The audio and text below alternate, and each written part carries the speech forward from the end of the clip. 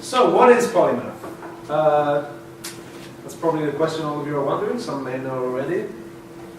This is a quote I really like, describing what a polymath is.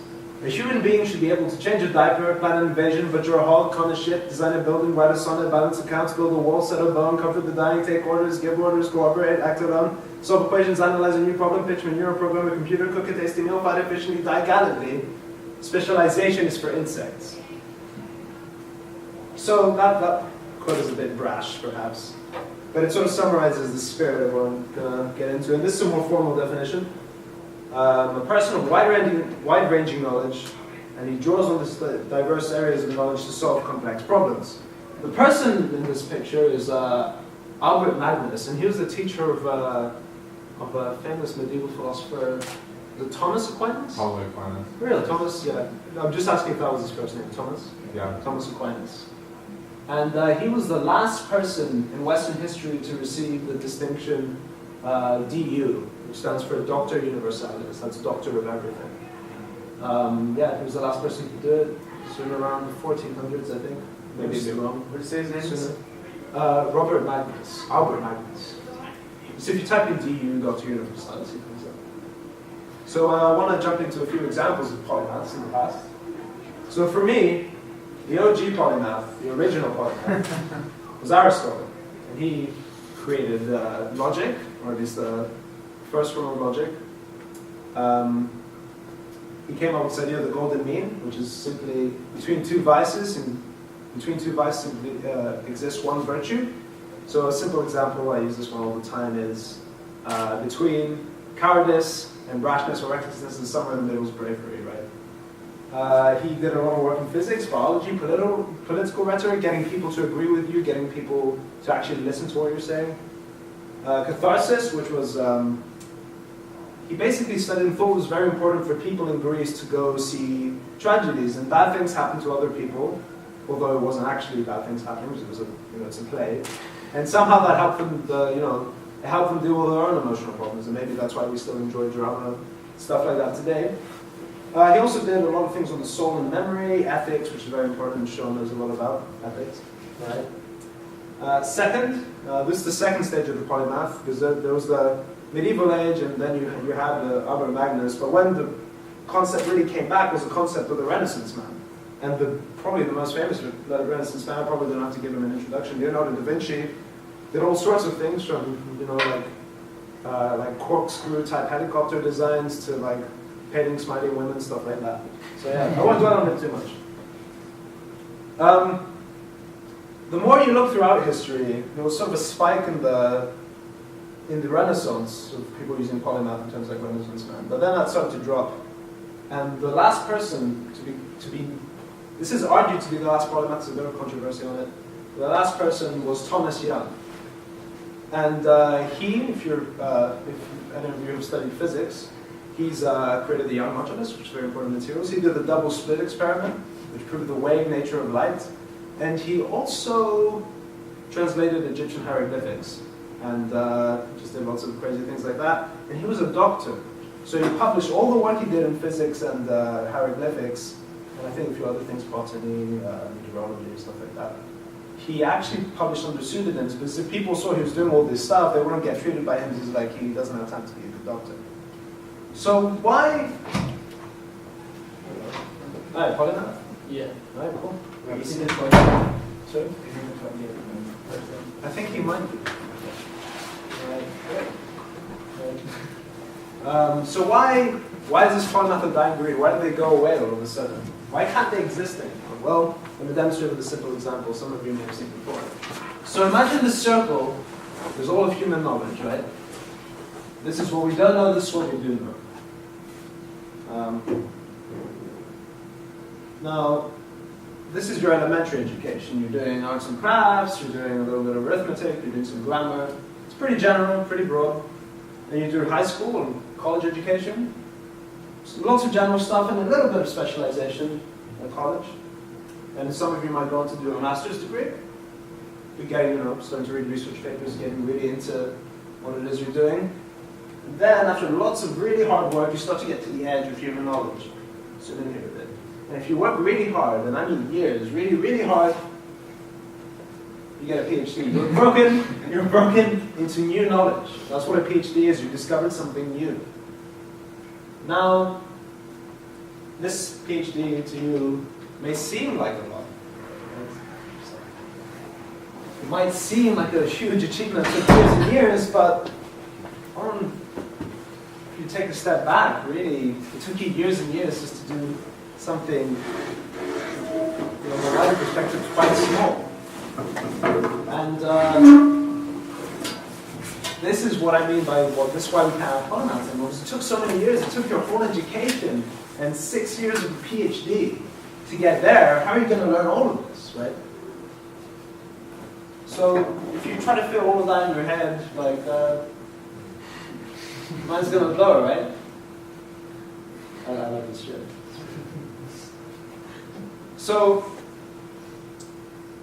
the first way that this was dealt with is, why don't we give someone a specific area and they'll get really good at it, spend their life training, whatever it is, and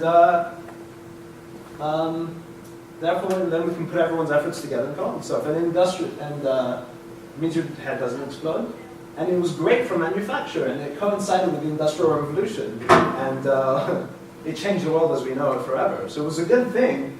But when it was extended to the field of academic fields, something happened. Ideas between fields stopped flowing. And this had some negative consequences. So this is a famous quote. Apparently Gandhi said it. Apparently some other people said it. So I'm not going to say who it is. I'm just going to put someone. Right? So an expert is one who knows more and more about less and less until he knows absolutely everything about nothing. Right? It's a point in the quote. What I like a lot more, I just read it in this book for one of my classes. Descartes goes on to describe, let's see. Here there is no need to impose any restriction on our mental powers, for the knowledge of one truth does not, like the skill in one art, hinder us from discovering another. On the contrary, it helps us. We must acknowledge that all the sciences are so closely interconnected that it is much easier to learn from all of them together than to separate one from the other. If therefore someone seriously wishes to investigate the truth of things, he ought not to select one science in particular, for they're all interconnected and interdependent.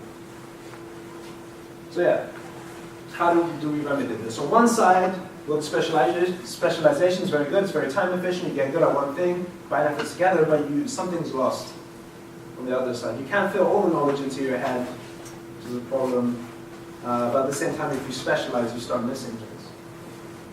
So, firstly, what's I going to do? Yeah. So, there's two ways we can get around this without specializing too much and without making our heads explode. One is trying to understand your collaborators, right? This is where this comes in. Then together, if you understand each other, you can collaborate and build something bigger. Like these ants have bridged this stream together. And they have this sort of hive mind that's constructed this. No individual ant knows exactly it doesn't know they're going to build the bridge, but together they all get this sort of big picture of this hive mind, or this emergent polymath, as I call it, in the case of us. We all put our ideas together, and it works. For that to work, though, we need to understand each other. Ants have pheromones to understand each other. And the big problem in science and other fields is when people try to collaborate, they don't understand each other. One person might be talking about termites, another person might be talking about muons and electrons, and those are unreconcilable, seemingly, right? They won't be able to understand each other. That's why you have physicists saying all these biologists, psychologists, and so on. So one way with these talks, I'm hoping, is that you get at least get a little bit of idea of what other people in other fields are talking about. So when you collaborate, you actually know what's going on and something can actually come of it. So an example of, then there's a second way. And the second way is having small areas of knowledge. I'm going to,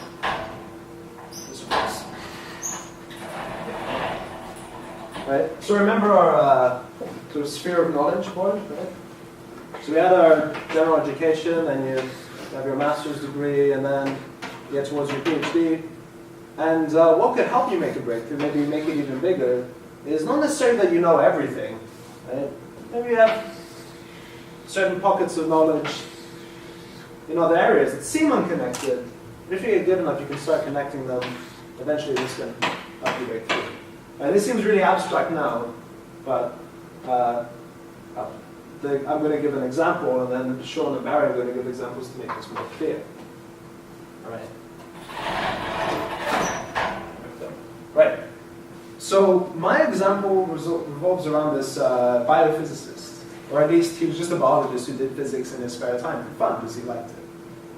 And the big problem in biology at the time, and still is the problem of general anesthesia. General anesthesia is special because once it was discovered, people would just give general anesthesia, be able to do operations. From the practical standpoint, it worked fine. Still to this day, it's been used for hundreds of years, since the 1800s. We don't know how general anesthetic works. Biologists have been banging their heads against this for decades. For 2 centuries now, and they don't know. So anesthetics are quite weird because they don't just work on us, on humans, they work on dogs, they work on insects, and they work even on plants. So it's not something specific in your neurobiology that's doing it. It's something very fundamental, very basic. And one day, this guy, Luca Turin, was messing around in a fly genetics laboratory, and he had this machine that measured electron spin, which is a sort of quantum spin of electrons. And he decided, I'll put a fly in there. So it'll be interesting, just for fun. And when he put the fly in there, so it's hard to catch a fly, he had to anesthetize it and put it in the machine so it stays still. And as the fly began to wake up, its electron spin started changing, which is very weird. Then he took a closer look and he looked at the effects of general anesthetics on various proteins. And he found that all general anesthetics have one thing in common. There are all sorts of different shapes and so on, but they change electron spin. The analogy I've heard describes they make, you see the purple bits, they make the electron orbitals spill over. And this does something very important to cell. It's being researched right now. The paper this is from was published last year. And and it could be an answer to a problem. It took one person knowing a little bit about physics to solve something that's been a mystery for 200 years. The knowledge is out there, right? It's just physics and biology we're talking. So, examples of links. I'm now going to bring up Sean.